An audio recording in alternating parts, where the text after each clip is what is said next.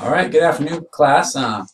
It's the end of the day here. I'm putting some finishing touches on things, and I wanted to, as a last order of business, put forth this screencast, including our comments on the Tang Dynasty, which is an important part of Chapter 9 and looking at how the world order is changing in response to the emergence of the emergence of Islam in the West, and the consolidation and return to centralized power in the East in Tang-era China. Pardon me, excuse me. And this was our objective for today, and we spent some time talking about that, and we answered these questions in your sort of second primary document of the week, where we were reading about the Chinese civil service exam. If you have not yet had a chance to look at this document, I strongly recommend you do so. These are the questions that I posted with the assignment, and also we discussed in class today. As we look at the Tang experience, I just want to highlight, just put this slide up here to highlight a little bit, because the changes put in place by the early Tang leadership are going to have rather far-reaching consequences, and you're probably already starting to appreciate that fact based on the conversations that we've had. Here's a picture of China in roughly the year 750 current era. 750 current era is a useful year for us here because it's about a little over a century into the Tang dynasty. It's also the year that in the West that the Abbasid dynasty or empire, which you can actually see just on the western edge of this map, in the West, the Islamic world has been really established quite firmly. The Byzantine Empire still exists, to be sure, but in many respects the Byzantine Empire has been hamstrung or contained by the emergence of the Islamic Abbasid Empire that exists all around it. So this is a map of what we're looking at, and do note that there are some differences between the areas that are the Tang dynasty proper, and then areas that are influenced by the Tang dynasty. And in some respects, those areas that are under Chinese influence are almost as important as the areas that are formally held by the Tang dynasty. So in class we started talking about the economic revolution that was going on throughout. It was gaining steam during the early Tang dynasty, and we started off talking about how there was a land reform program, and this land allotment was an effort by the early Tang emperors to essentially lay claim to the lands that were owned by various Chinese, specifically Chinese aristocrats, meaning the Chinese elite and people who were at the very least land wealthy. And the early Tang emperors laid claim to the land that was owned by a number of powerful aristocratic families, and then redistributed it to the peasant classes. So this was, as I suggested in class, rather good news if you were an everyday Chinese peasant. Of course, it was not good news if you were a wealthy aristocrat. And so it had both cultural, economic, and political consequences.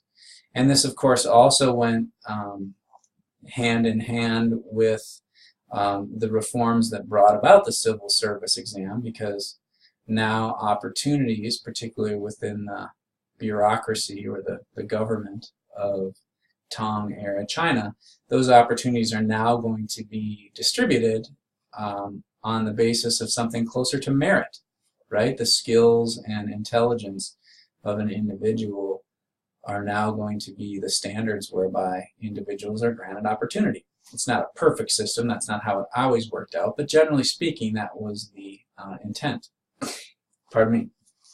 So also during the Tang dynasty, we see the full implementation of the Grand Canal, which is a very important infrastructure. It's a public works project that has all sorts of cultural, political, and economic benefits. Economically, it's transporting goods, agricultural products, which are helping to feed the entire Chinese landmass. Politically, it's allowing for the North and South to be more connected. It makes it easier for the Tang officials to manage and supervise what's going on in this vast civilization of Tang-era China. And so the Grand Canal, along with the civil service exam, these are both really important microcosms of the changes that are happening in this civilization that is reestablishing itself as perhaps the most powerful and significant in the entire world. Rice from the agricultural south is being trafficked to the north. The Grand Canal has some benefits for merchants. Merchants are also going to take advantage of the Silk Road to trade with civilizations and societies to the west. At different times during the Tang era, the overland Silk Roads are going to be unstable and dangerous because of brigands, or in some cases it will be rebellions that happen along the road. In other cases it will just be people preying upon the merchant trade. And so during this time there will also be a greater emphasis upon maritime trade, which means simply ship-based trading, which of course is another important step forward for global trade at this time. So as you can see here, there are a number of different factors that are unleashing something we might call an economic revolution. I'll also note that as a result of the greater agricultural products, as the Tang enter in and conquer or establish relationships with different territories along the Chinese borders, they're also bringing in new products, new agricultural goods, things like eggplant and new previously unknown crop varieties that are serving to expand the food supply. And then, of course, the Chinese are using particularly their silks and their porcelains as powerful trade goods that connect them with other world regions. Yeah, I'm sorry, this last bit says Chinese luxuries dominated trading networks, and by that we mean things like the silks and the porcelains, the paints, the teas, so on and so forth. All of these are going to be important items in global trade. So organizing the empire, it's worth noting that the Tang are going to look backward and find the last example of successful rule in China. And of course that's going to be the Han Dynasty, which existed from roughly 200 BCE to 200 CE, so about a 400-year time. And this will be very important an important model for the Tang, although it's worth noting that some changes have happened, like Buddhism has spread and become a part of the cultural fabric of China in the meantime since the Han, so that'll be a change.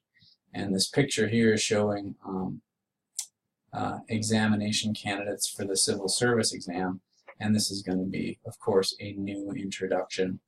The city of Chang'an, which is the capital of the Tang Dynasty, will be important. It's going to be a city of over 1 million people.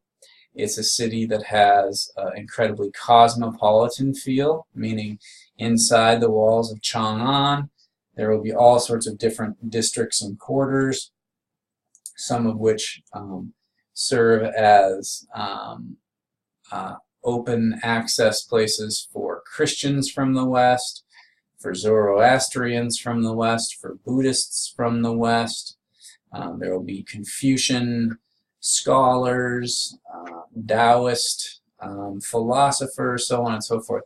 A very rich mix of people, trade goods, cultural influences, all sorts of things. And so Chang'an in some ways becomes a sort of a cosmopolitan gem in the world at that time.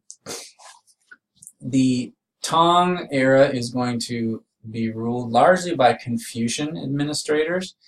And I say that because the civil service exam, which we have now discussed in some length in the course, the civil service exam will be based on primarily Confucian classics. There will be some Buddhist texts and some Taoist texts as well, some classics that these students are expected to have mastered, memorized, be able to provide thorough commentary on what these different texts and cultural influences mean.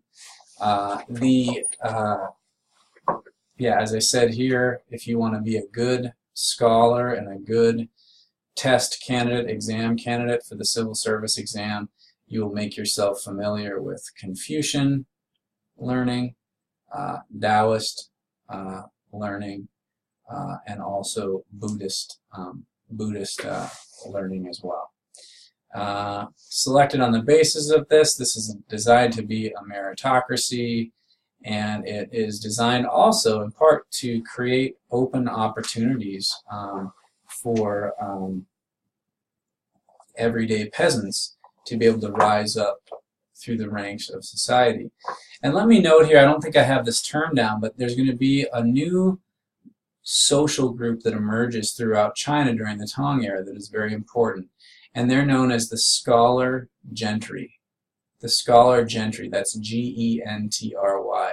And the scholar gentry are the group of people who rise in social power throughout China based on their ability to take advantage of the civil service exam. So as land is redistributed throughout China, there are some groups of people who will grow in their economic and social influence within China, and this is an important thing. The challenge with this education is that, just like in the United States in the 21st century, true education is a ladder and a avenue, an on-ramp, if you will, to social and economic power within society. But as most of us know, it's not exactly a completely level playing field, because families that have more money and resources can sometimes afford better and higher levels of education. So, and it's worth noting that a lot of the schools during the Tang era were supported by Buddhists and Buddhist monasteries, so on and so forth. So they play a critical role, particularly early on in the Tang dynasty. Accommodating world religions, it's worth noting that one of the secrets to the success of the Tang, particularly early on, appears to be their cultural tolerance. We talked about the city of Chang'an, the capital city of Chang'an, and how that was such a display of sort of international and cosmopolitan influence. And this is further evident. The Tang emperors, the official Tang state, would support various cultural influences, particularly Buddhism. So there were like contributions being made by the government to support Buddhism, among other influences. And for a time, Buddhism is going to really thrive under this support. And also there's a Chinese cultural preference for Buddhism. It's a somewhat beautiful, simple, and pure religion. For a time, it's accepted as one of the three ways, but over time, it's going to be criticized as being un-Chinese, as being non-native, as if it is a threat to the genuine culture of China. And so toward the end of the Tang dynasty, so closer to 907 current era, we'll see that Buddhism is being sort of pushed out, and in its place Taoism and Confucianism will play a stronger role. But this picture you'll see here, and I'll make this my closing comment, is a series of, these are called caves at Dunhuang, which is an area in western China along the Silk Road, and it's evidence of the influence and impact of Buddhism during the Tang era. Okay, thank you.